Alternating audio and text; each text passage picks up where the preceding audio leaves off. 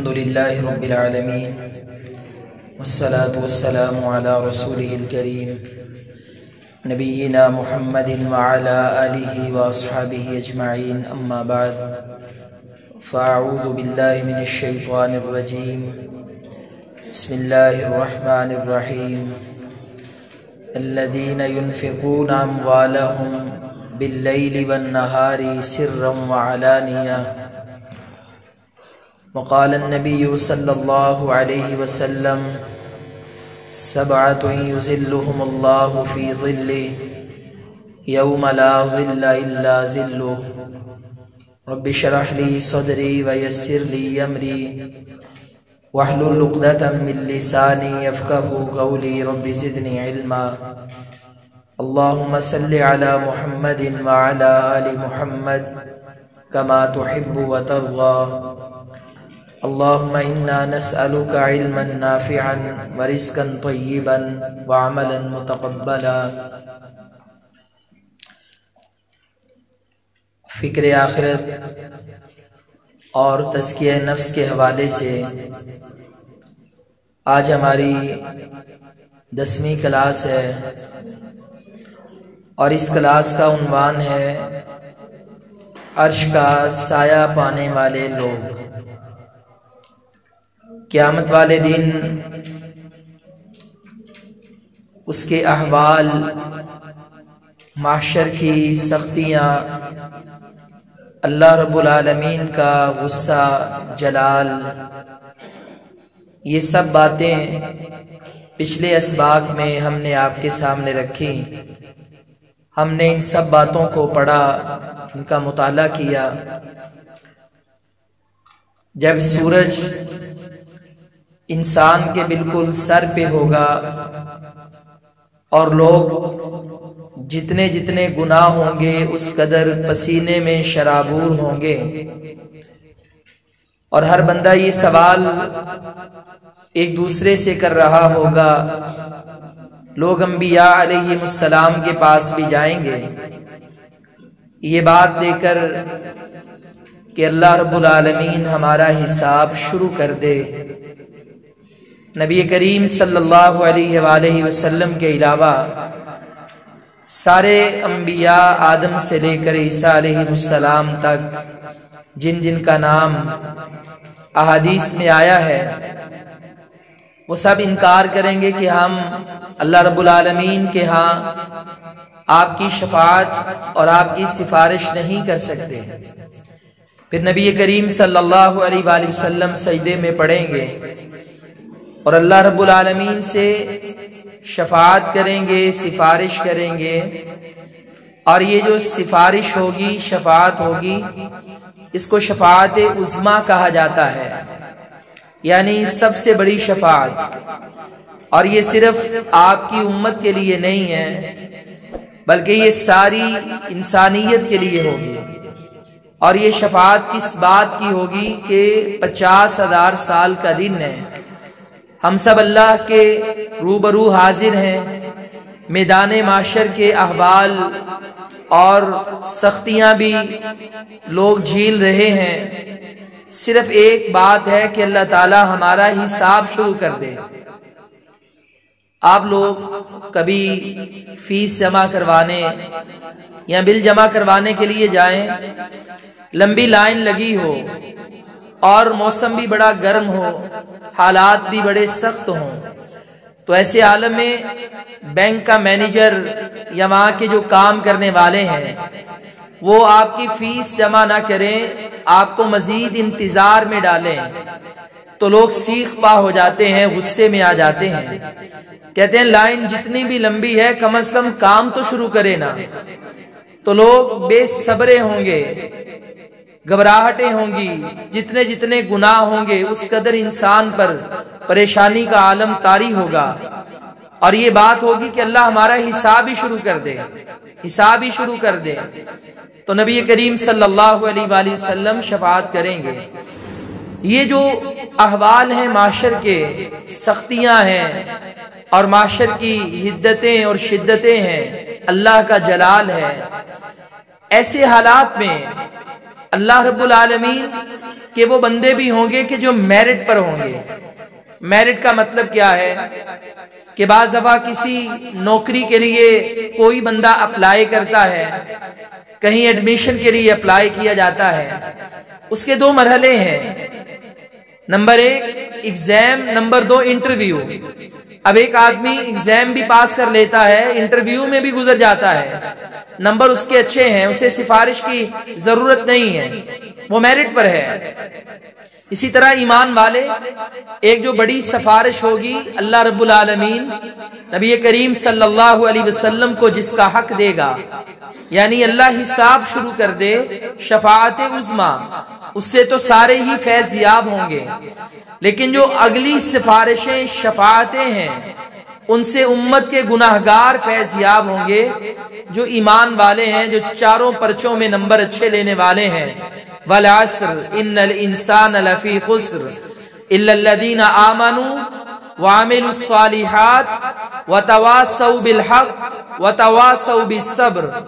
یہ 4 پرچوں میں اچھے نمبر لینے والے، میرٹ پر آنے والے بھی لوگ ہوں گے، جن کے بارے میں قرآن کہتا ہے وَلَا خَوْفٌ عَلَيْهِمْ وَلَا هُمْ يَحْزَنُونَ۔ تمہیں یہ گھبرانے کی ضرورت نہیں ہے، اللہ رب العالمین سے تمہارا تو تعلق ہی بہت اچھا ہے، اللہ نے تمہیں اعزاز و اکرام دینے ہیں۔ یا اللہ ہم یہ گرمی سے کیسے محفوظ ہوں گے؟ اللہ رب العالمین کا عرش ہوگا میدان معاشر میں، اور اس عرش کا سایہ ہوگا۔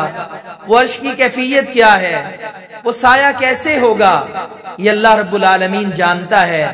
نہ ہم اس کی کوئی مثال پیش کرتے ہیں، نہ ہی تعویل پیش کرتے ہیں، نہ ہی ہم اس کا انکار کرتے ہیں۔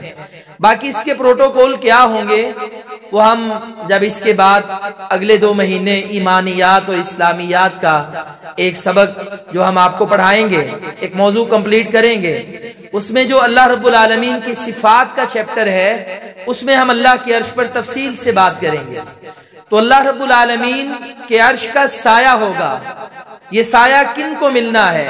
ایمان والوں کو ملنا ہے۔ ساری دنیا معاشر کے میدان میں ہوگی، کافر بھی ہوں گے، منافق بھی ہوں گے، مشرک بھی ہوں گے، لیکن وہ اللہ کے عرش کے سائے سے محروم ہوں گے۔ اور کیسے وہ اعمال ہیں کہ جو اعمال اگر ہم کر لیں تو اللہ تعالی ہمیں معاشر کی سختیوں سے محفوظ کر لے اور اس دن اپنے عرش کا سایہ عطا فرما دے۔ اور یہ جو کام ہے، کل 10 کام ہیں یہ جو احادیث میں آئے ہیں، اگر ہر ایمان والا یہ کام کر لے، ان میں سے ایک کام بھی کر لے، تو کل قیامت والے دن اللہ اس فہرست میں شامل کر کے اپنے عرش کا سایہ عطا فرمائے گا۔ انسان چھت ڈالتا ہے کہ بارش ہوتی ہے، طوفان چلتے ہیں، پریشانی، حالات بگڑتے ہیں، سنورتے ہیں، تو میرا مکان اچھا ہونا چاہیے، چھت اچھی ہونی چاہیے تاکہ مجھے ان حالات میں تحفظ ملے، اور ہم اس سائبان کے لیے، اس سائے کے لیے ابھی سے تیاری کر لیں، احساس پیدا کر لیں، یہ وقت آنا ہی آنا ہے، جھٹلانے سے بھی یہ وقت ٹل نہیں سکتا۔ میں نے اور آپ نے جیسے ہم دنیا میں ہیں، کل معاشر میں بھی جمع ہونا ہے، آج ہم اس کی تیاری کر لیں، یہ جو 10 خوبیاں ہیں اپنے اندر پیدا کر لیں، اللہ رب العالمین ہمیں کل قیامت والے دن عرش کا سایہ عطا فرمائے گا۔ اب یہ جو حدیث پاک ہے کہ جس سے اس بات کا اثبات ہوتا ہے، حضرت ابو ہریرہ رضی اللہ تعالیٰ عنہ اس حدیث کے راوی ہیں، ان سے مروی ہے رسول اللہ صلی اللہ علیہ وسلم نے فرمایا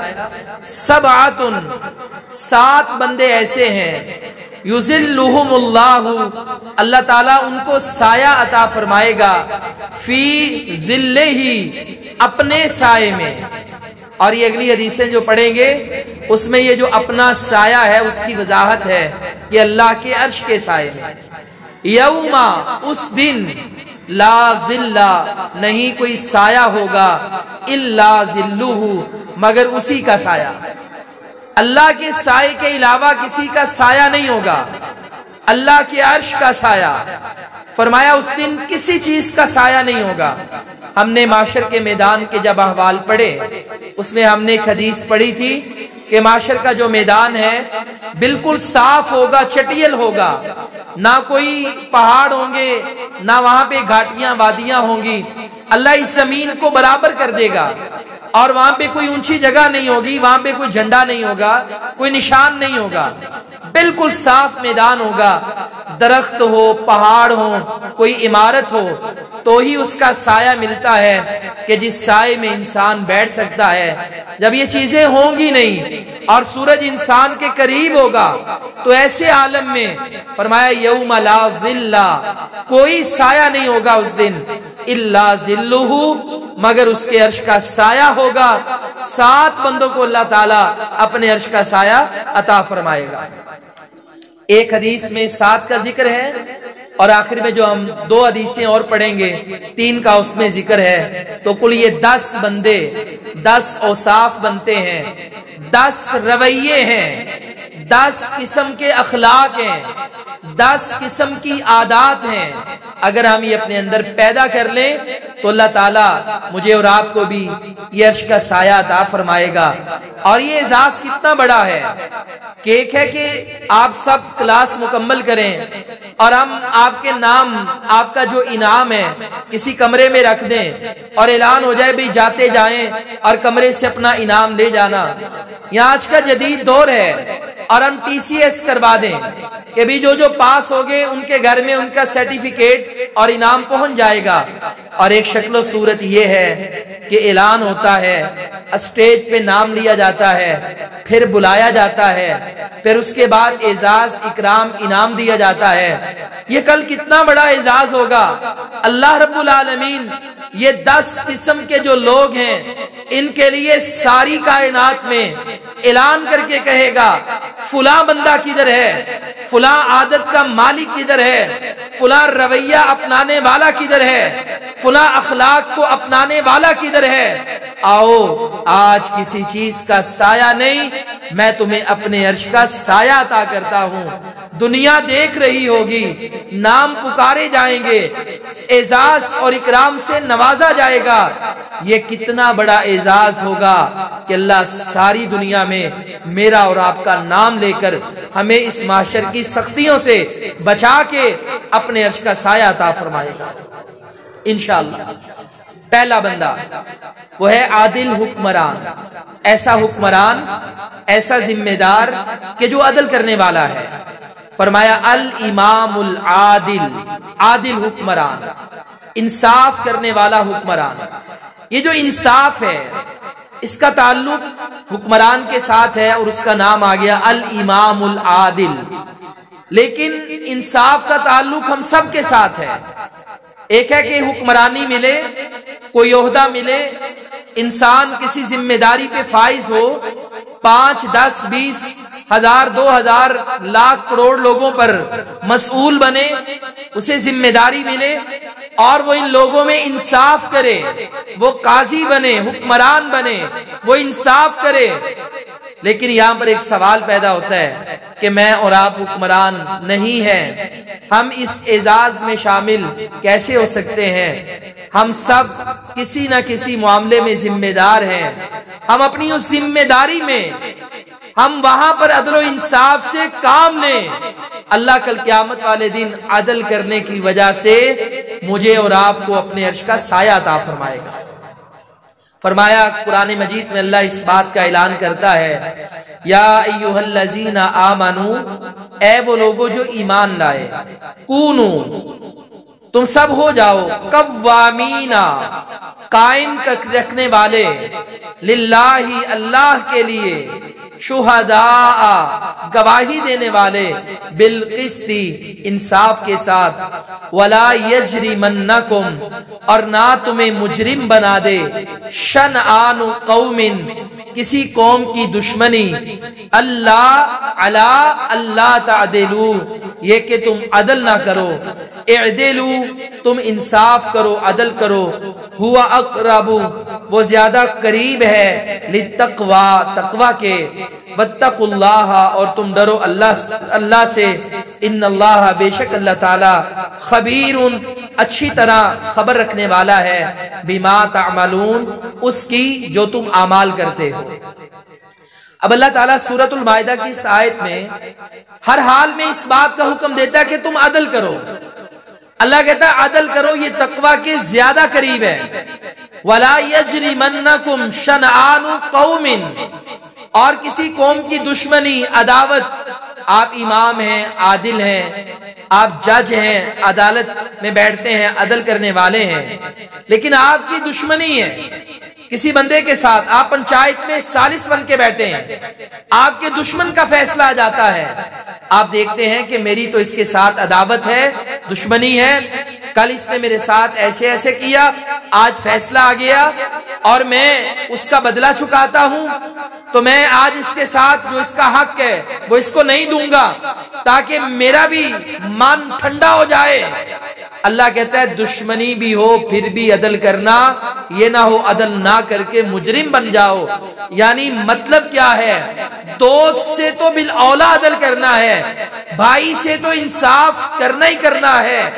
اگر دشمن کا فیصلہ بھی تمہاری گود میں کورٹ میں آ جائے تو بھی تم نے عدل کرنا ہے.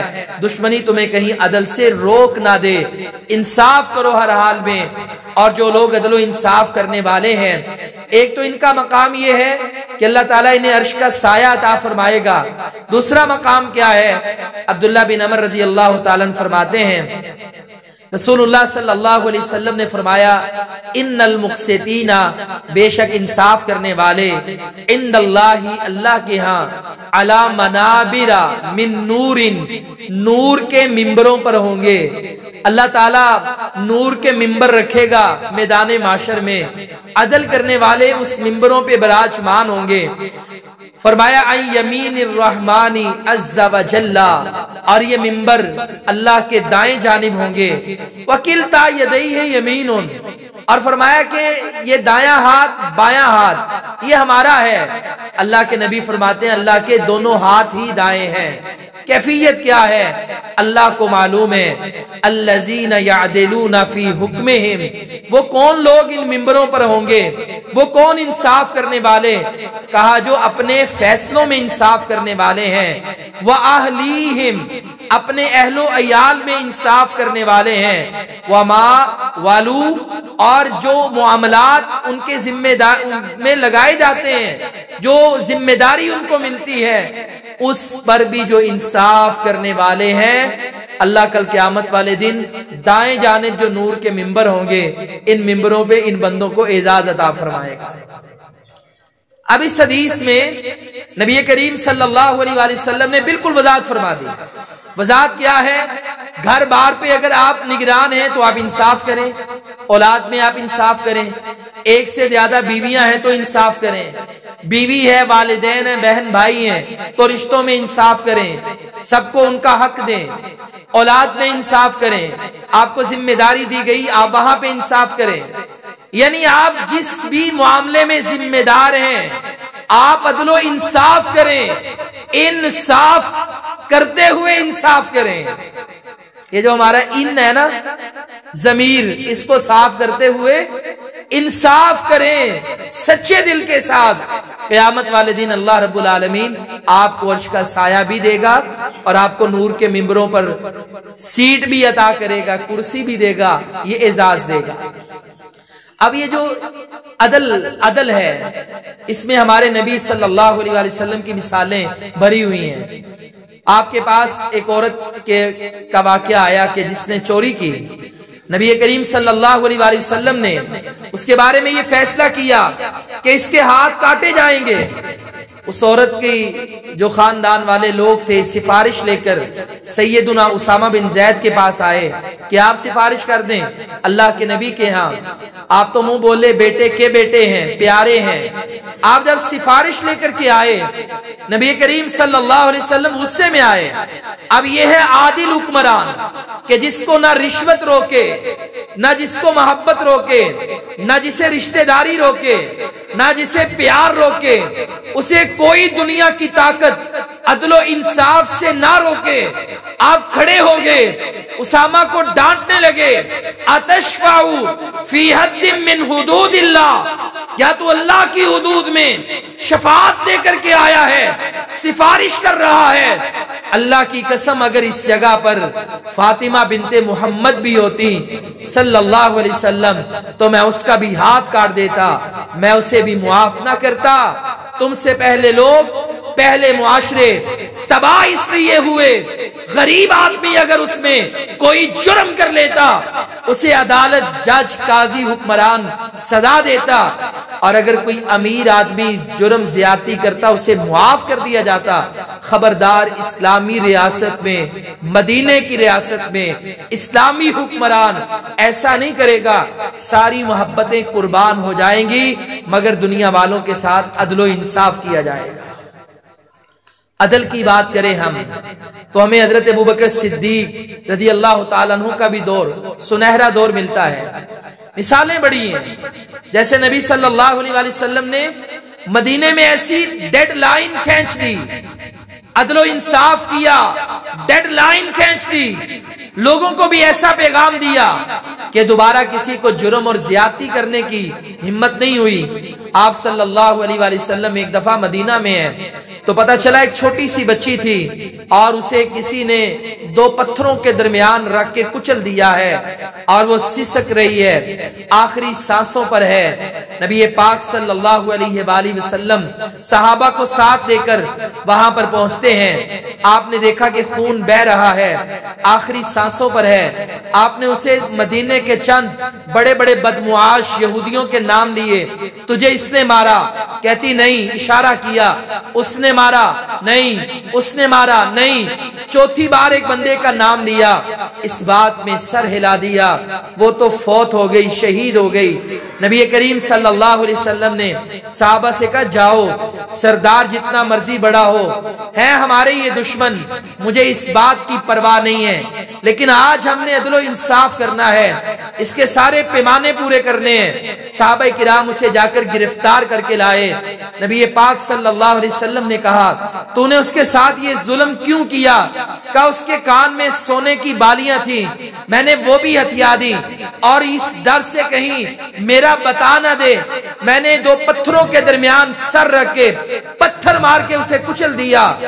آپ نے کہا جاؤ اسے اسی جگہ پر لے جاؤ، اسے بھی لٹاؤ جیسے اس نے پتھر مار کے اسے قتل کیا، اس کے بھی سر کو پتھروں کے درمیان رکھ کے کچل دو۔ چنانچہ کچل دیا گیا۔ ایک طرف ایک معصوم لڑکی، ایک غریب عورت ہے، بچی ہے، اور ایک طرف ایک یہودی بدمعاش ہے، لیکن اس کا بدلہ انصاف کرتے ہوئے پورا لیا گیا اور دو پتھروں کے درمیان اسے کچل دیا۔ مدینے کی تاریخ گواہ ہے، آج تک کسی کو ایسی زیادتی کرنے کی دوبارہ جرت نہیں ہوئی۔ جب عدل کرنے والا حکمران ہونا، ابوبکر صدیق رضی اللہ تعالیٰ عنہ حکمران بنے۔ آپ تجارت کرتے تھے، صحابہ کرام نے کہا تجارت چھوڑ دیں، اب آپ فیصلے کریں، حکمران ہیں۔ کہا میرے گھر کا نظام کیسے چلے گا؟ کہا بیت المال سے ہم آپ کا وظیفہ لگائیں گے، کیونکہ ایک بندہ کاروبار بھی کرے، دین کا کام بھی کرے، کاروبار بھی کرے، حکومت بھی چلائے تو ویسے وہ خدمت نہیں کر سکتا۔ کہا بیت المال سے ہم آپ کو وظیفہ دیں گے، آپ کام کریں۔ کہا وظیفہ کتنا ہے، کتنا لگائیں آپ کا؟ فرمانے لگے جتنا آج ایک مزدور ایک دن کی دہاڑی لے رہا ہے اتنا میرا وظیفہ لگا دو۔ کہا اس میں آپ کا گزارا نہیں ہوگا۔ کہا اگر میرا گزارا نہیں ہے پھر سارے مزدوروں کا اتنا کر دو کہ جس میں ان کا بھی اور میرا بھی گزارا ہو جائے۔ ہم عدل کرنے والے ہیں، انصاف کریں گے، زیادتی نہیں کریں گے کسی کے ساتھ۔ بڑے بڑے بادشاہوں نے نام سنے، عیسائیوں کے بادشاہ روم کے عمر بن خطاب ایک حکمران ہیں، وہ ایران کی طرف بڑھے تو فاتح بن گئے، مصر کی طرف لپکے تو فاتح بن گئے، وہ روم کی طرف بھی بڑھ رہے ہیں۔ وہ حکمران عمر کون ہے؟ جاؤ جا کر اس کا دربار دیکھ کر آؤ، اس کا پروٹوکول دیکھ کر کے آؤ، اس کی فوجوں کی شاہانہ ٹھاٹ باٹ دیکھ کر کے آؤ۔ وفد آتا ہے مدینے میں، چلتا چلتا چلتا چلتا تلاش کر رہا ہے ایوان صدر، ایوان خلیفہ، بیت الخلیفہ، بیت الخلافت، کہ ہم تلاش کریں کہ وہ عمر، وہ بادشاہ جس کا آج دنیا میں اتنا نام ہے، وہ کہاں ہے؟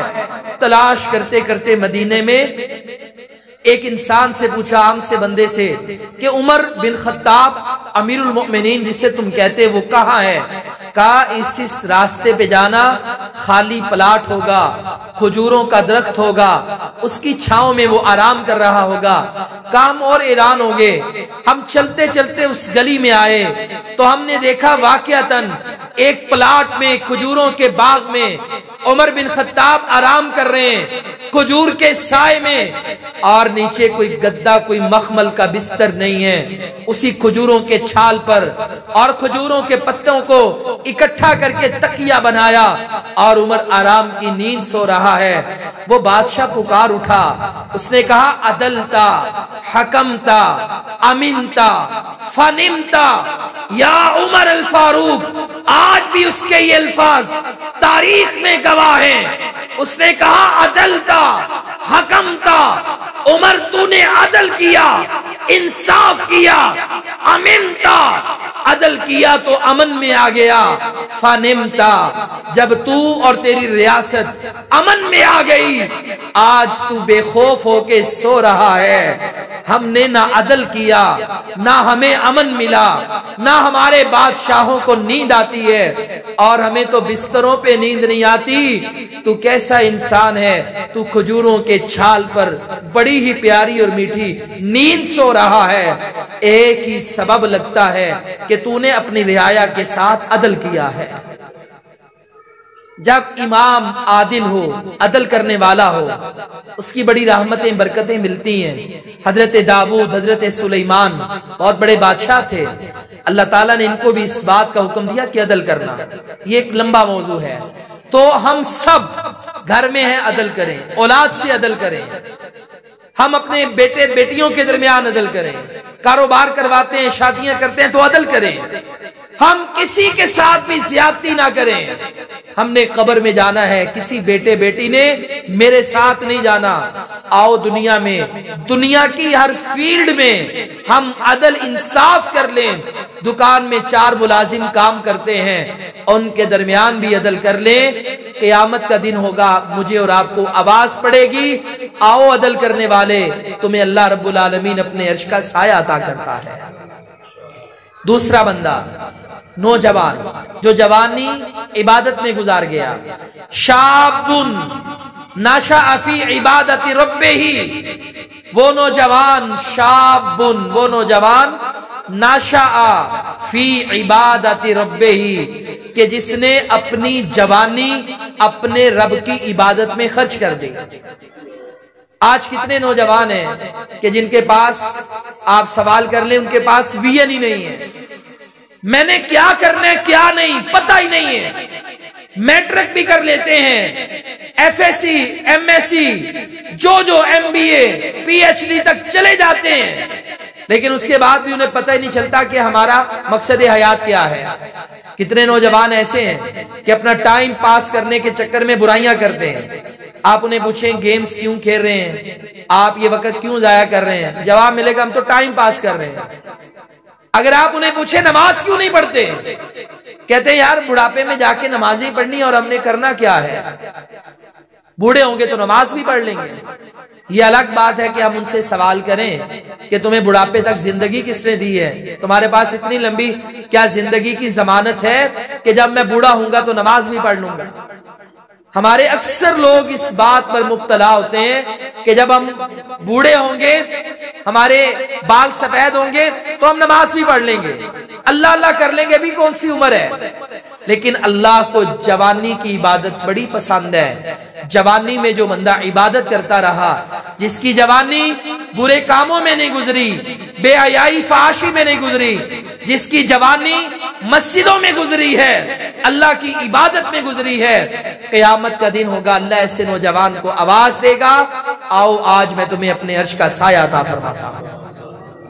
عبداللہ بن عمر رضی اللہ تعالیٰ نوجوان تھے، کہا جب تک میری شادی نہیں نہ ہوئی تب تک میں رات بھی مسجد میں سوتا تھا، میرا دل مسجد کے ساتھ لگا تھا۔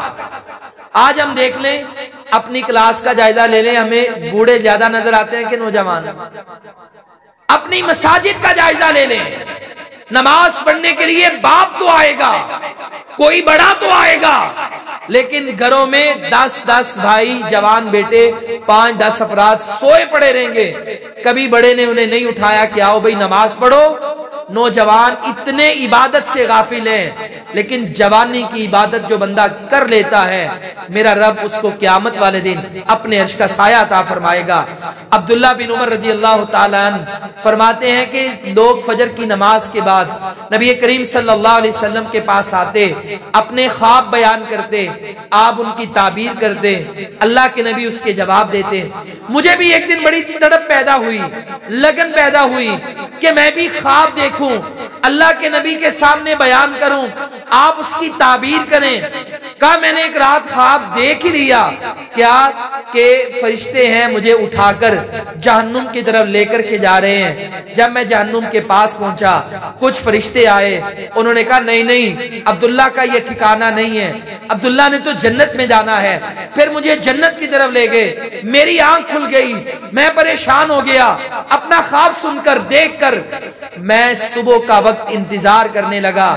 ٹائم ہوا فجر کا، نماز پڑھی، اللہ کے نبی کو لوگ خواب بیان کرنے لگے۔ اب اللہ کے نبی ان کے بہنوئی بھی تھے، ان کی بہن حفصہ اللہ کے نبی کی بیوی تھی، رشتہ بھی تھا، شرم اور حیا بھی۔ کہا کہ مجھ سے ہمت ہی نہیں ہوئی کہ میں آپ سے پوچھ سکوں۔ میں گھر میں آیا، میں نے اپنی بہن سے کہا کہ میں نے یہ خواب دیکھا ہے، اللہ کے نبی گھر میں آئے، ان سے یہ تعبیر پوچھنا۔ نبی علیہ السلام نے خواب سنا اور آپ نے تعبیر فرمائی۔ کہا نعم الرجل ان صلی قبل الفجر، بندہ تو بہت ہی اچھا ہے، متقی ہے، نمازی ہے، لیکن اگر یہ ایک کام کر لے، تہجد کی نماز پڑھنی شروع کر دے تو اس سے اچھا بندہ ہی کوئی نہیں، سونے پہ سہاگا ہے۔ کہا مجھے اللہ کے رسول علیہ السلام کی بات معلوم ہوئی، اس وقت سے لے کر آج تک جب وہ حدیث تابعی کو بیان کر رہے تھے، کہا موسم گرم ہو یا ٹھنڈا ہو، رات چھوٹی ہو یا لمبی ہو، پانی کیسا ہو کیسا نہ ہو، تب سے لے کر آج تک عبداللہ نے تہجد کی نماز چھوڑی نہیں ہے۔ یہ جوانی کی عبادت ہے۔ عبداللہ بن عمر بن عاص 11 سال کی عمر، باپ نے شادی کر دی، اور باپ کی عمر کتنی تھی؟ باپ کی 11 سال کی عمر میں عمر بن عاص کی شادی ہوئی، 12ویں سال میں اللہ نے بیٹا دے دیا، ابھی باپ 23 سال کا ہوا ہے، بیٹا 11 سال کا ہوا، باپ نے اس کی شادی کر دی۔ اچھا اتنے زاہد اور عابد تھے، سارا دن روزے سے رہتے، رات مصلے پہ گزارتے۔ باپ نے ایک دن یہ حالت دیکھی، اللہ کے نبی سے شکایت کر دی۔ آپ نے عبداللہ بن عمر کو بلایا، 13 سال کا یہ بچہ نوجوان ہے، کہا تیری شادی ہوئے کو اتنا عرصہ ہو گیا، باپ کہتا ہے تو حق ادا نہیں کرتا، دن روزے سے رات مصلے پر، ایسا کیوں ہے؟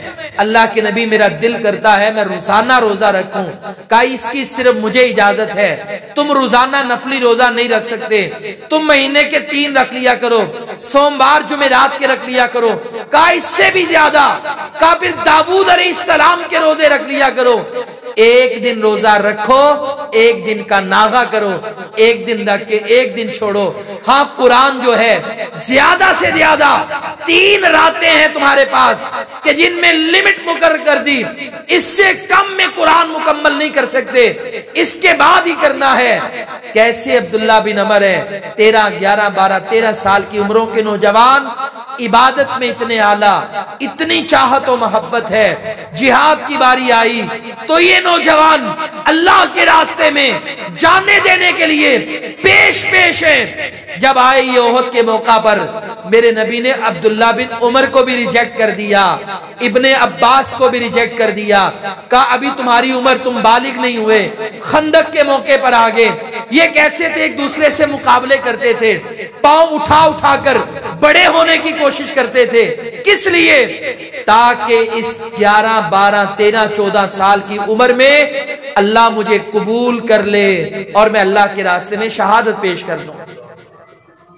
اسامہ بن زید رضی اللہ تعالیٰ عنہ کی 17 سال عمر تھی، اللہ کے نبی کے آخری دن چل رہے ہیں، آپ نے رومیوں کے مقابلے میں اسامہ بن زید کو امیر بنا دیا، بڑے بڑے صحابہ ان کی عمارت میں ساتھ ہیں. صحابہ کی عمریں دیکھیں، صحابہ کے تجربات دیکھیں، وہ کدھر، اور ان پر جو امیر بٹھایا اس کی عمر صرف اور صرف 17 سال. صحابہ کرام نے باتیں بھی کی. کچھ نے کہا کہ بھئی یہ کیا ہے؟ اللہ کے رسول علیہ السلام نے فرمایا کہ جو اس کے والد تھے زید بن حارثہ، جو رومیوں سے مقابلہ کرتے ہوئے 3 سال پہلے شہید ہوئے تھے، 2 سال پہلے غزوہ موتا میں، تم نے اس کے بارے میں بھی بات کہی تھی. تجربے کی بات بھی ہوگی، عمر کی بات بھی ہوگی. کہا لیکن میں اس کو امیر بنا کے رخصت کر رہا ہوں. آپ رخصت ہوئے، 17 سال کی عمر ہے. راستے میں اللہ کے نبی کی وفات کی خبر سن لی، واپس آگے. اس کے بعد ابو بکر صدیق امیر بنے، خلیفہ بنے رضی اللہ عنہ. آپ نے وہ لشکر روانہ کر دیا. 17 سال کا مجاہد اس قدر جواں مردی سے رومیوں کا مقابلہ کر کے آیا. جہاں پہ مسلمانوں کو اندر کے خطرات تھے کہ لوگ مرتد ہو رہے تھے، منکرین زکات کے فتنے تھے، ارتداد کا فتنہ تھا، وہاں پہ یہ خطرہ تھا باہر سے عیسائی حملہ نہ کر دیں. 17 سال کا نوجوان ایسا جواب دے کر کے آیا. دنیا کو پیغام مل گیا، خبردار ان کا نبی اگر اس دنیا میں نہیں رہا تو آج بھی مسلمان اتنی طاقت میں ہیں، اگر میلی آنکھ سے دیکھیں گے تو ہماری آنکھ نکال دیں گے. کسی کو مدینہ پر پیش قدمی کی جرت بھی نہیں ہوئی. 17 سال کے نوجوان ہیں. بڑے بڑے علاقے فتح ہوئے، بڑی بڑی فتوحات ہوئی. آپ نبی علیہ السلام کے دور سے لے کر پڑھتے چلے جائیں، آپ کو نوجوانوں کی داستانیں ملیں گی. اور میں نے تو بڑے بڑے علماء کرام کو پڑھا ہے. آپ یقین کریں، بڑے بڑے علماء صرف ایک بات، 6 سال 7 سال کی عمر، 9 سال کی عمر، 5 مہینے میں، 3 مہینے میں، 4 مہینے میں قرآن حفظ کر لیا. 12 سال کی عمر باپ سے سیاحت ستہ، نحو صرف عربی گرامر گھر میں پڑھ لی. 16-17 سال کی عمر تو شیخ الحدیث بن گئے. پڑھیے امام بخاری کو، پڑھیے بڑے بڑے علماء کو، پڑھیے شاہ ولی اللہ محدث دہلوی، ہمارے اس بر صغیر کے بہت بڑے عالم. پڑھ لیجیے آپ، علماء کو پڑھیں. 15 سال 16 سال 17 سال فتویٰ لکھنے کے قابل ہو گئے. اور یہاں پہ 25 سال کے نوجوان کی دینی حالت بھی کچھ نہ پوچھے، نماز تک پڑھنی نہیں آتی، کوئی دعائیں نہیں آتی، اور کاروباری بزنس کا یا زندگی گزارنے کا ویژن دیکھ لیں تو پتہ ہی نہیں ہوتا. پھر پوچھ رہے ہوتے ہیں ہم نے کرنا کیا ہے، ہم کر کیا سکتے ہیں. اور والدین انتظار میں ہوتے ہیں چلو بچہ کو 35 سال کی عمر میں پہنچ جائے تو پھر یہ سٹیبل بھی ہو جائے، پاؤں پہ کھڑا بھی ہو جائے، اور ہم اپنے اس بچے کا نکاح کر دیں. 35 سال کی عمر میں بیچارہ نہ اس کی صحت اجازت دیتی ہے، اور نہ ہی بیچارے کے حالات اجازت دیتے ہیں کہ اس کی پھر شادی بھی ہو، پھر وہ زندگی کی بہار ہے. 40 سال کے بعد بندہ ویسے نیچے آنا شروع ہو جاتا ہے. اور یہاں آپ دیکھ لیں 12 سال 13 سال 17 سال کے نوجوان ہیں. اچھا، نوجوانوں کو یہ بات بڑی اچھی لگتی ہے. میں نے ایک جگہ پہ درس دیا اور میں نے یہ بات کہی کہ والدین شادی جلدی کریں. 17 سال 18 سال 20 سال تک بچوں کی شادی ہو جانی چاہیے. اچھا، وہ 2 نوجوان تھے، انہوں نے اپنے ادھر ہی والدین سے کہنا شروع کر دیا، ماں باپ سے.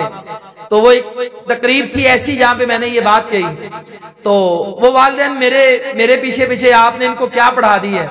میں نے کہا میرا ان کو اس شادی والا سبق تو بہت سمجھ آیا ہے، لیکن یہ سمجھ نہیں آیا کہ 17 سال کی عمر میں روم فتح ہو گیا.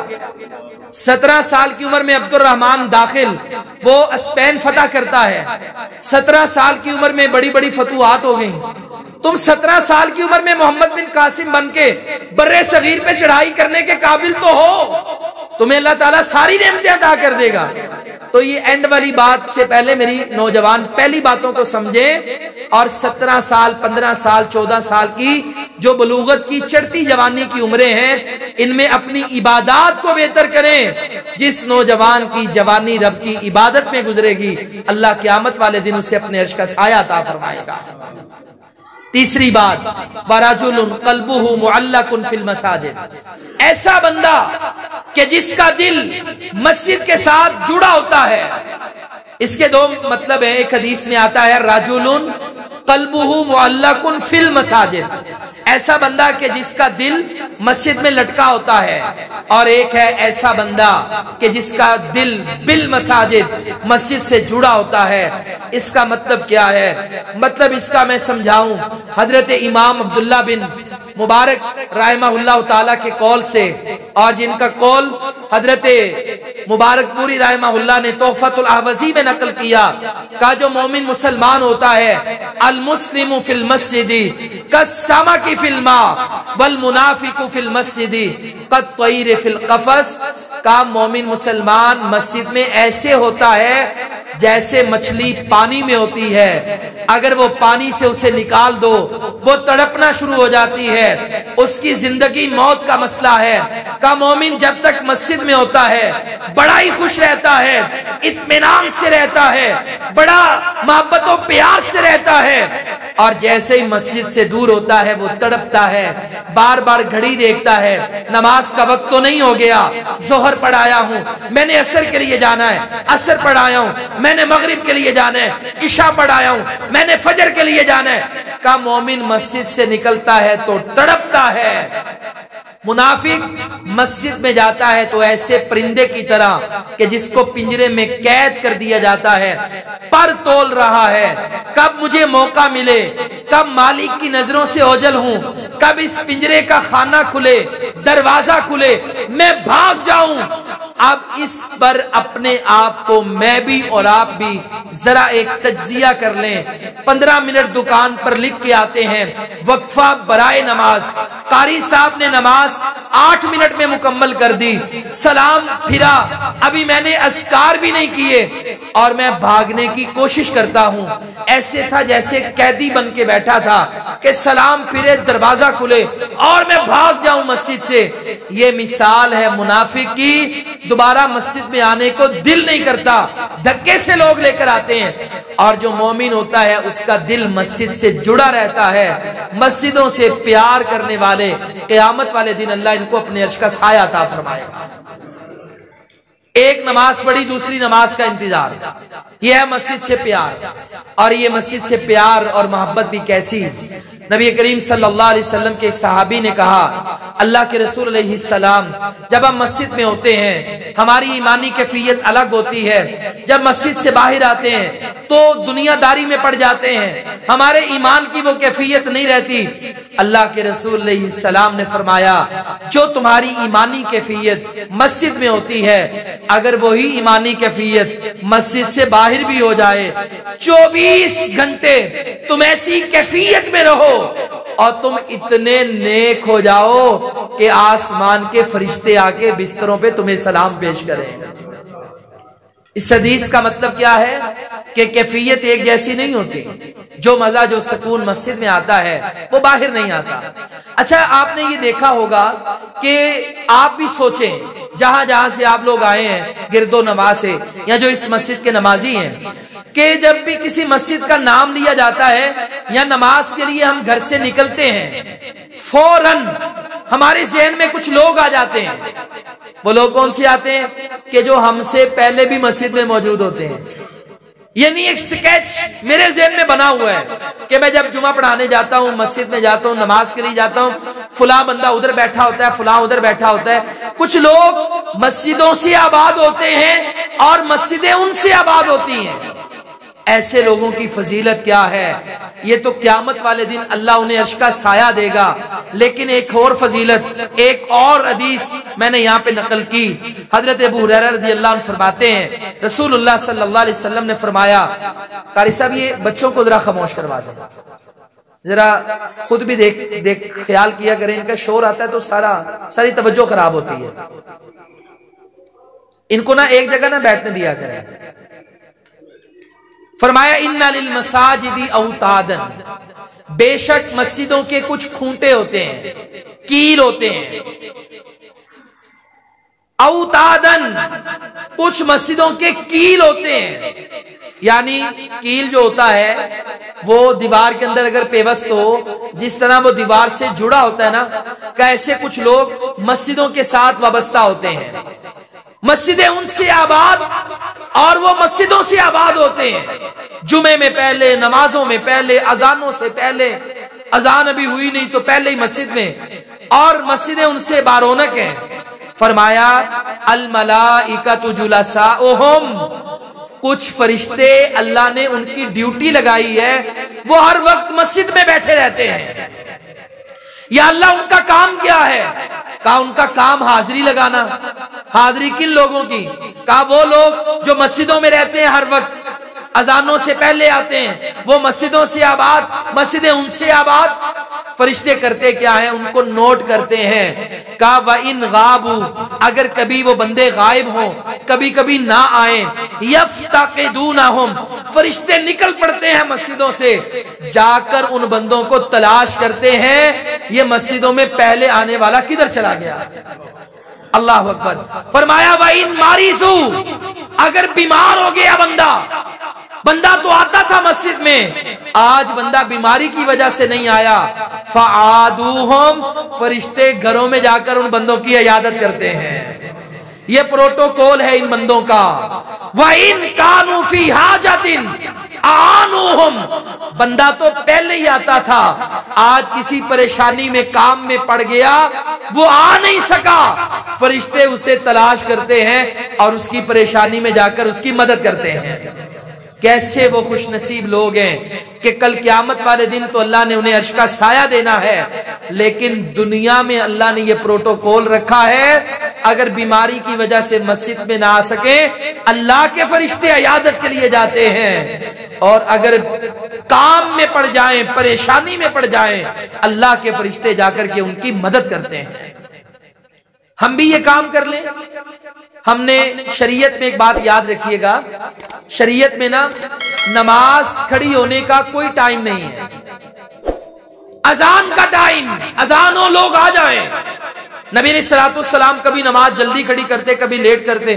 آپ جو مسجد کے پکے نمازی ہوتے ان کا خیال کرتے، اگر وہ لیٹ آتے تو لیٹ نماز کھڑی ہوتی، جلدی آ جاتے تو بعد وقت سے پہلی نماز کھڑی ہو جاتی، یعنی اذان کے بعد۔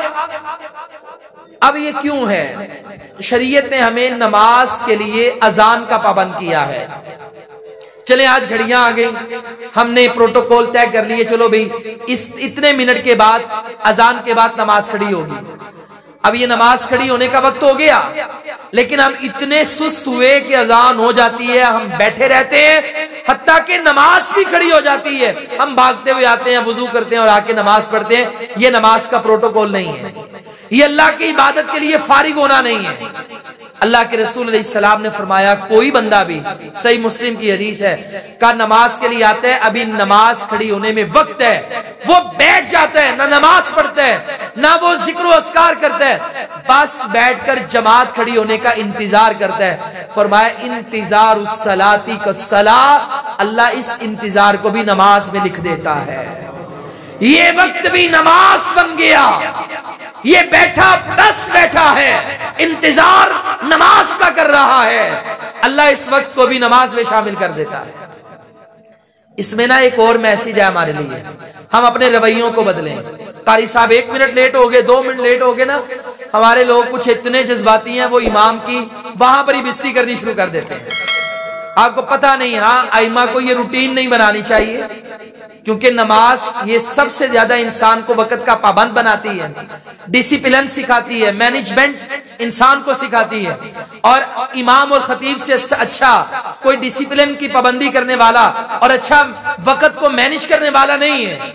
لیکن اگر کبھی لیٹ ہو جائیں تو درگزر کر دیا کریں، آپ ان کے پابند ہیں، وہ آپ کے پابند نہیں ہیں۔ اگر 2 4 منٹ 5 منٹ خطبے میں اوپر چلے جائیں، پابندی ہونی چاہیے، کبھی کبھی نہ بھی ہو تو آپ کا یہ انتظار اللہ رب العالمین نماز میں لکھ دیتا ہے، اور ہمارا شمار ان لوگوں میں ہوتا ہے کہ اللہ رب العالمین ہمیں قیامت والے دن مسجد سے محبت کرنے کی وجہ سے اپنے عرش کا سایہ عطا فرمائے گا۔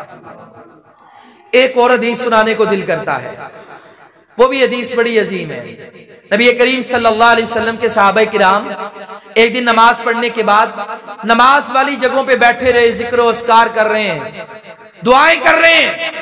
یہ اذکار کرتے کرتے نبی کریم صلی اللہ علیہ وسلم کو دیکھا، بھاگتے ہوئے گھر سے آئے، آپ نے اپنے کپڑے ایسے سمیٹے، چادر سمیٹی، جلدی جلدی آئے۔ آپ نے فرمایا میرے صحابہ تمہیں مبارک ہو، مبارکباد دینے آیا ہوں، خوشخبری سنانے آیا ہوں۔ ابھی ابھی اللہ نے فرشتوں کے سامنے آسمانوں پر تمہاری اس ادا پہ رشک کیا ہے۔ اللہ نے کہا تم کہتے تھے یا اللہ تو نے پیدا کرنے لگا ہے جو لڑائی کریں گے، فساد کریں گے، جھگڑا کریں گے۔ اللہ نے کہا میرے فرشتوں دیکھو یہ تو ایک نماز پڑھ کے دوسری نماز کا انتظار کر رہے ہیں۔ کہا اللہ تمہاری وجہ سے آسمانوں پہ رشک کر رہا ہے۔ اتنا بڑا عمل مسجد سے دل لگانا۔ میرا مسجد سے پیار ہو۔ یہ مسجدیں پیار دو طرح کا، عبادت کا بھی محبت ہو مسجد سے، اس کی صفائی، اس کی ستھرائی، اس سے محبت، اس سے پیار، انتظامیہ سے مل کر میں جو مسجد کے لیے کر سکتا ہوں اس کی آباد کاری، مسجد کے ساتھ جڑ جاؤں۔ اور امام فتح الباری میں ابن حجر رحمہ اللہ لکھتے ہیں اس کا کیا مطلب ہے کہ ایسا بندہ کہ جس کا دل مسجد میں لٹکا رہتا ہے، کیا مطلب اس کا؟ کہا ایک پرندہ اپنا گھونسلہ چھوڑ کے صبح جاتا ہے، اس کا دل گھونسلے میں رہتا ہے، اسی لیے وہ شام کو پلٹ کے گھونسلے میں آتا ہے۔ کا مومن مسجد سے نکل جاتا ہے مگر اس کا دل مسجد میں رہتا ہے، وہ دوبارہ واپس آنے کے لیے تڑپتا ہے، اگلی نماز کا انتظار کرتا ہے۔ یہ ہے اس حدیث کا مطلب۔ اور جس میں یہ روحانی کیفیت پیدا ہو گئی، قیامت کا دن ہوگا اللہ اس بندے کو اپنے عرش کا سایہ عطا فرمائے گا۔ اس کے بعد اللہ کے لیے محبت کرنے والے، ہماری محبتیں ورجلان، اللہ کہے گا کہاں ہیں دو آدمی تحابا فی اللہ جو اللہ کے لیے میرے لیے محبت کرتے تھے، اجتمع علیہ اکٹھے بھی اللہ کے لیے ہوتے تھے، وتفرقا علیہ لڑائی بھی اللہ کے لیے ہوتی تھی۔ بندے کی محبت بھی اللہ کے لیے، بندے کی لڑائی بھی اللہ کے لیے، اس کا ملنا گلنا پیار محبت صرف اللہ کے لیے، وہ رشتہ داروں سے ملتا ہے اللہ کے لیے، کھانے کھلاتا ہے اللہ کے لیے، تحفے دیتا ہے اللہ کے لیے، کوئی دنیا داری نہیں ہے، کوئی عدلے کا بدلہ نہیں ہے، وہ کہتا ہے یہ سب کچھ اللہ کے لیے ہے۔ اللہ کہے گا آؤ یہ دو بندے آج میں تمہیں اپنے عرش کا سایہ عطا فرماتا ہوں۔ اس حدیث پر بھی، اس موضوع پر بھی اس بچے کو بھی چپ کروا دیں، اس کا کیا قصور ہے؟ اس موضوع پر بھی بہت ساری باتیں ہیں، لیکن ایک حدیث اس پر جو سب سے بڑا خلاصہ میں عرض کیے دیتا ہوں۔ حضرت ابو ادریس خولانی رحمہ اللہ ایک دن دمشق کی مسجد میں آپ حاضر ہوئے، آپ نے دیکھا کہ ایک آدمی بڑا خوبصورت ہے اور اس کے گرد لوگ جمع ہیں۔ کہا میں نے بڑے تعجب سے دیکھا یہ کیسا بندہ ہے کہ ساری دنیا امٹ گئی اس کے دیدار کے لیے، اسے مسافے کے لیے۔ یہ تابعی تھے ابو ادریس خولانی۔ میں نے لوگوں سے پوچھا یہ کون آئے ہیں؟ لوگوں نے کہا یہ پیغمبر کے صحابی معاذ بن جبل آئے ہیں۔ کہا میں تڑپ اٹھا، نبی کا صحابی، آپ سے ملاقات۔ میں نے سوچا کہ آج رش بڑا ہے، کل میں نماز سے پہلے آؤں گا، پہلے ہی آ کر بیٹھ جاؤں گا اور ان سے میں ملاقات کروں گا۔ یہ سنن ترمذی کی حدیث ہے۔ کہا میں اگلے دن آیا اپنی طرف سے نماز سے بھی پہلے، تو میں نے دیکھا معاذ بن جبل میرے سے پہلے وہاں پر موجود تھے اور وہ نوافل پڑھ رہے تھے، اللہ کی عبادت کر رہے تھے۔ میں بیٹھ گیا، نماز ہوئی، نماز پڑھنے کے بعد میں اٹھا، میں نے جلدی سے جا کر سامنے بیٹھ گیا اور میں نے کہا معاذ اللہ کی قسم اٹھاتا ہوں، اللہ کو گواہ بناتا ہوں، میں آپ سے اللہ کے لیے محبت کرتا ہوں، اللہ کے لیے پیار کرتا ہوں۔ حضرت معاذ بن جبل نے جب یہ بات سنی آپ تڑپ اٹھے، ایسے جیسے کرنٹ آ گیا۔ آپ نے اپنے گلے سے چادر اتاری، میرے گلے میں ڈالی، مجھے زور سے کھینچا، سینے سے لگایا، 3 مرتبہ پوچھا اللہ کی قسم کیا واقعی تو اللہ کے لیے مجھ سے محبت کرتا ہے؟ اللہ کی قسم مجھے بتا، اللہ کی قسم مجھے بتا۔ میں نے 3 بار کہا ہاں اللہ گواہ ہے، میری اور تیری محبت اللہ کے لیے ہے۔ کہا اگر تو اللہ کے لیے محبت کرتا ہے تجھے تحفہ نہ دوں، تحفہ بھی ایسا جو نبی کا فرمان ہے، میں نے اپنے پیغمبر سے زبان سے ان سے یہ حدیث سنی، اللہ کے نبی نے فرمایا، اللہ فرماتا ہے، حدیث قدسی ہے، اللہ نے اعلان کر دیا ہے، واجبت محبتی للمتحابین فیہ والمتجالسین فیہ والمتزاورین فیہ والمتبازلین فیہ، دو آپس میں محبت کرنے والے، آپس میں دو میری رضا کے لیے ایک دوسرے سے ملنے والے، دو آپس میں وہ شخص میری رضا کے لیے ایک دوسرے کی زیارت کرنے والے اور ایک دوسرے پر خرچ کرنے والے، مہمان نوازی کرنے والے میری رضا کے لیے، ان کے لیے میں اعلان کرتا ہوں تم آپس میں میرے لیے محبت کرتے ہو، آج کے بعد عرش پہ میں تم سے محبت کرتا ہوں۔ کتنا بڑا اعزاز، دنیا میں رب کی محبت ملے، قیامت کا دن ہوگا، اللہ اپنے عرش کا سایہ عطا فرمائے گا۔ اس کے بعد جو بندہ بدکاری سے بچ گیا، فرمایا وَرَجُلٌ طَلَبَتْهُ امْرَأَةٌ، ایسا بندہ جس کو ایک عورت نے بنایا اور یہ عورت کوئی بازاری نہیں تھی، کوئی عام چوڑ چمہار کی نہیں تھی، ذات منصب و جمال، خاندان بھی اس کا بڑا اچھا تھا، حسن و جمال والی تھی، برائی کی دعوت دی، بندے نے کہہ دیا فقال انی اخاف اللہ، مجھے اللہ سے ڈر لگتا ہے، آج میں زنا بدکاری کر لوں، تیرے بہکاوے میں آ جاؤں، تجھ سے دوستی لگا لوں، دنیا والوں کو نہیں پتا چلے گا، واٹس ایپ پہ تصویریں تبادلے رضائی کے نیچے تیرے میرے درمیان ہوں گی، ملاقاتیں تیری اور میری خفیہ ہوں گی، مگر اس اللہ کو کیا جواب دوں گا؟ وہ رب سے ڈر گیا، وہ کہے گا انی اخاف اللہ، میں اللہ سے ڈرتا ہوں۔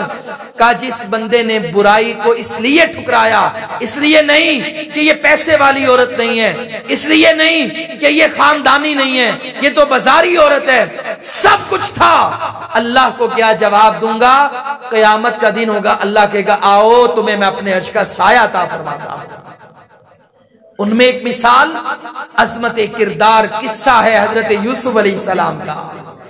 نوجوان تھے، برائی کی دعوت ملی، کہا قال معاذ اللہ، یا اللہ مجھے تیری پناہ ہے، اللہ نے دروازے کھول دیے، بھاگتے ہوئے گئے، اب یہ عورت پھر باز نہ آئی، اس نے اور عورتوں کو جمع کیا، یہ ساری عورتیں فریفتہ ہو گئیں، یوسف برائی کرنی پڑے گی، نہیں تو اگر ہمارے لیے نہیں تو پھر کسی کے لیے بھی نہیں، جیل میں ڈال دیں گے تجھے۔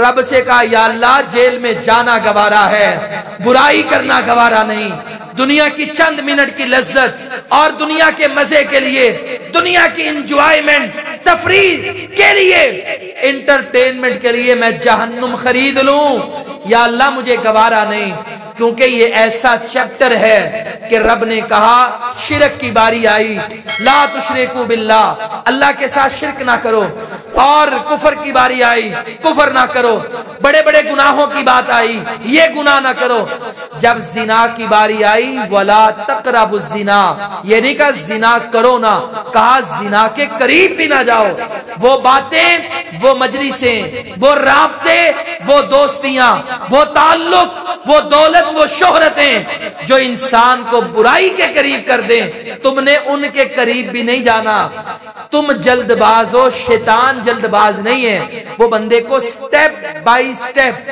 آہستہ آہستہ ایسے آگے لے کر کے جاتا ہے کہ بالآخر انسان برائی کر بیٹھتا ہے۔ جو لوگ برائی سے بچے، ایک قصہ آپ کے ہمارے اس خطے کا سید نذیر حسین محدث دہلوی جو بہت بڑے عالم تھے، آج جتنے بھی شیخ الحدیث ہیں ان سب کے استاد تھے، آج کوئی اہل حدیث، کوئی دیوبندی، کوئی بریلوی، کوئی بھی بخاری کی سند لے، سند چلتی چلتی سید نذیر حسین محدث دہلوی سے ملتی ہے، جنہیں شیخ الکل فی الکل کہا جاتا ہے۔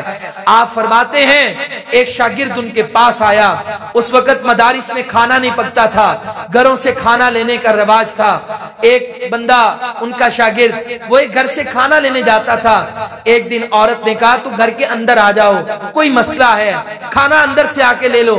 یہ اندر داخل ہوا، اس نے دروازے بند کر دیے، کہا برائی کرنا ہوگی وگرنہ جان سے جانا پڑے گا، یہاں سے نکلنے نہیں دوں گی۔ وہ سوچ میں پڑ گیا، کوئی نہیں دیکھ رہا، مجبور تھا، برائی کر سکتا تھا، بعد میں توبہ کر لیتا۔ کہا اچھا ایک کام کرنا، ادھر واش روم کدھر ہے، میں قضائے حاجت سے فارغ ہو جاؤں پھر برائی کے لیے کمرے میں آ جاتا ہوں۔ یہ باتھ روم میں گیا، اللہ سے کہا یا اللہ مجھے بچا لینا، برائی نہیں کرنا چاہتا۔ وہاں پہ جتنی غلاظت پخانے کی پڑی تھی ساری اٹھا کر جسم پہ مال لی، باہر آ گیا۔ عورت گالیاں دینے لگ پڑی، کہتی گندا بدبودار، دفع ہو جا میرے گھر سے، کیا تو نے کیا؟ اس نے گھر سے نکال دیا۔ سخت سردیوں کا موسم تھا، یہ باہر آیا، ٹھنڈے پانی کا کنواں دیکھا، پانی بڑا ہی ٹھنڈا ہے، یخ بستہ ہوائیں چل رہی تھی، ٹھنڈے پانی سے نہا لیا، ساری غلاظت دور کی۔ پہننے کے لیے دوسرا کپڑا نہیں ہے، ایک ہی سوٹ دھوتے ہیں پہنتے ہیں، آج دھوپ بھی نہیں ہے، برائی سے بچا۔ یہ کب کانپتا ہوا گھر میں آیا، مدرسے کے کمرے میں چلا گیا، رات کا وقت تھا، کانپتا رہا، تیز بخار ہو گیا۔ استاد رات کو آئے، کہا کیا حال ہے تمہارا؟ کہا بخار بڑا تیز ہے، کانپ رہا تھا۔ اچھا صبح کا سورج طلوع ہوگا، فجر کے بعد تیرا علاج معالجہ کریں گے۔ فجر کی اذان ہوئی، یہ بندہ بخار تیز ہوا، فوت ہو گیا۔ اسی حالت میں رات گزری، اسی حالت میں فوت ہوا۔ اگلے دن جب اس کی قبر کھودی گئی، لوگ جنازہ لے کر قبرستان میں داخل ہوئے، قبرستان میں خوشبوئیں آ رہی تھیں، قبر سے خوشبوئیں کے حلے آ رہے تھے۔ لوگ حیران ہو گئے، سید سے سوال کرتے ہیں کہ کبھی ہم نے ایسا جنازہ نہیں دیکھا، یہ تو عام سا طالب علم تھا لیکن اس کی قبر سے عجیب منظر ہے۔ استاد نے کہا لوگوں تم برائی کر لیتے ہو جان بچانے کے لیے، آج اس نے اللہ کو بچانے کے لیے، اس کی رضا کو بچانے کے لیے، جنت کو بچانے کے لیے یہ رات برائی کا انکار کر آیا۔ اس کو مرنا گوارا تھا لیکن اس عورت کی دعوت پر لبیک نہیں کہا۔ آج اللہ نے اس کو یہ اعزاز دیا، کہا قیامت کا دن ہوگا اللہ اسی کو کہے گا، یوسف کے بھائی کو کہے گا، اللہ کہے گا آئے وہ نوجوان کہ جسے برائی کی دعوت ملی وہ ٹھکرا آیا، صرف میرے ڈر کی وجہ سے میں اس کو اپنے عرش کا سایہ عطا کرتا ہوں۔ ایک نوجوان مجھے کہنے لگا زنا نہیں چھوڑتا۔ میں نے کہا اللہ کا ڈر پیدا کر۔ کہتا جو گندم کی کڑکتی روٹی کھائے وہ بھلا یہ کام چھوڑ سکتا ہے؟ میں نے کہا ہاں، جسے اللہ کا ڈر، ایک انگارہ ہاتھ میں پکڑ لینا، ایک انگارہ، تجھے سمجھ آ جائے گی کہ اگر یہ انگارہ بندہ برداشت نہیں کر سکتا جہنم کی آگ کیسے برداشت کرے گا۔ عرش کا سایہ بھی ملے گا، جنت میں پاکیزہ حوریں بھی ملیں گی، دنیا میں بھی نیک اور پاک بیوی ملے گی۔ لیکن اگر بندہ گندا ہو گیا، الخبیثات للخبیثین، بندہ گندا ہو گیا، بدکاری زناکاری میں الجھ گیا، پھر بیوی بھی اچھی نہیں ملے گی۔ پھر اگر اللہ معاف کر دے تو کر دے، یا دنیا میں اسلامی حکومت ہو تو سزا مل جائے، وگرنہ قیامت والے دن اور جہنم کی سزا بڑی سخت ہے۔ اللہ نے اس کی سزا اور وعید بڑی بیان فرمائی۔ اس کے بعد ایسا بندہ کہ جو صدقہ کرے، اس نیت سے نہیں کہ لوگ میرے بینر لگائیں، مولوی صاحب کو کان میں آ کر نہ کہ بھی آدھے پیسے تیرے آدھے میرے، لیکن جمعے میں ذرا میرا اعلان اچھے طریقے سے کرنا کہ چودھری صاحب نے جناب یہ تعاون کیا مسجد کے ساتھ، جہاد کے ساتھ، مدرسے کے ساتھ، یا فلاں بندے نے مجھے عمرہ کروا دیا، میرے ساتھ یہ کر دیا، اور تو قصیدے ہی نہ پڑھتے رہنا۔ آپ دیکھ لیں کتنے لوگ ایسے ہیں، ہمیں بھی واسطہ پڑتا ہے، ہم تو اللہ کے لیے ہاتھ جوڑتے ہیں اور انہیں سمجھاتے ہیں بھائی ایسی ریاکاری، ایسا صدقہ اس سے بہتر ہے کچھ بھی نہ کر، اللہ سے ڈر، کیونکہ یہ ریاکاری یہ سب اللہ کی بغاوتوں میں ہے۔ وَرَجُلٌ، اور ایسا بندہ تصدقہ جو صدقہ کرے، اخفا، اتنا پوشیدہ، دنیا والوں کو پتا چلنا تو درکنار، حتیٰ یہاں تک کہ لا تعلم شمالہ، اس کے بائیں ہاتھ کو بھی نہ پتا چلے، ما تنفق یمینہ، کہ اس کے دائیں ہاتھ نے کیا خرچ کیا ہے، پتہ ہی نہ چلے۔ اچھا بندہ دیتا ہے دائیں ہاتھ سے تو یہ بائیں ہاتھ بھی بندے کا حصہ ہے، بائیں کے تو پتا ہے، کیا مطلب؟ کہ انسان کے قریب سے قریب تر بھی اس کے بیوی بچے ہیں، اس کی اولاد ہے، اس کے رشتہ دار ہیں، انہیں بھی اگر پتا چل جائے ترغیب کے لیے نیت اچھی ہے تو ٹھیک ہے، لیکن کوئی بندہ اس سے بھی آخری سٹیج پر جائے کہ انہیں بھی پتا نہ چلے، اللہ رب العالمین قیامت والے دن ایسے بندے کو بھی عرش کا سایہ عطا فرمائے گا۔ قرآن میں اللہ فرماتا ہے الذین ینفقون اموالہم، وہ لوگ جو اپنے مال اللہ کے راستے میں خرچ کرتے ہیں، باللیل، رات میں، والنہاری، اور دن میں، سرن، چھپ کر، وعلانیتن، یا کھلے عام، فلہم اجرہم، تو ان کا اجر ہے ان کے رب کے ہاں، عند ربہم، ولا خوف علیہم، نہ انہیں خوف ہوگا، ولا ہم یحزنون، اور نہ ہی وہ غم زدہ ہوں گے۔